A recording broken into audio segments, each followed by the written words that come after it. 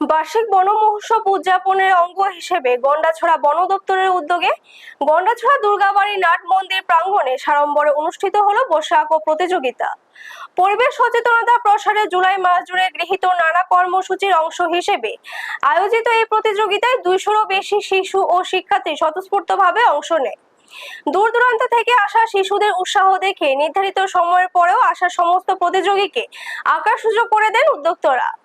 বন দপ্তর সূত্রে জানানো হয়েছে, শুধু বসে আঁকো প্রতিযোগিতাই নয়, পরিবেশ রক্ষার বার্তা ছড়িয়ে দিতে কুইজ রচনা প্রতিযোগিতা, বিতর্ক এবং রান ফর গ্রিন ত্রিপুরার মতো একাধিক উদ্যোগ নেওয়া হয়েছে।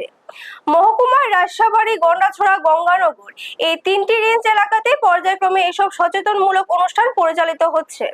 মাসব্যাপী এই সকল উদযাপনের চূড়ান্ত পরব সমাপ্তি ঘটবে আগামী 31শে জুলাই গন্ডাছড়া দ্বাদশ শ্রেণীর শ্রেষ্ঠ বিদ্যালয় প্রাঙ্গণে আয়োজিত মূল ও সমাপনী অনুষ্ঠানের মধ্য দিয়ে।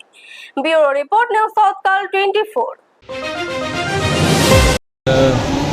আপনি দেখতে পাচ্ছেন আমার পেছনে অনেক শিশুরা কচিকাচারা বসে আর্ট করছে। অ্যাকচুয়ালি অন্যান্য বছরের মতন আমাদের বন দপ্তর আমরা বার্ষিক একটা বনমোৎসব করে থাকি, বিশেষ করে জুলাই মাসটাকে আমরা বেছে নিই। আমাদেরকে বলা হয়েছে যেন আমরা লোকাল লেভেলে বনমোৎসবটা করি, তারই অঙ্গ হিসেবে আজকে এখানে বসে আঁকো প্রতিযোগিতা। আমরা এরই মধ্যে কুইজ কম্পিটিশান, এসে কম্পিটিশান, ডিবেট, তারপরে রান ফর গ্রিন ত্রিপুরা, আমরা এই ধরনের কিছু প্রোগ্রাম হাতে অনেক নিয়েছি। কুইজ কম্পিটিশন হয়ে গেছে আর কিছু অনুষ্ঠান বাকি আছে।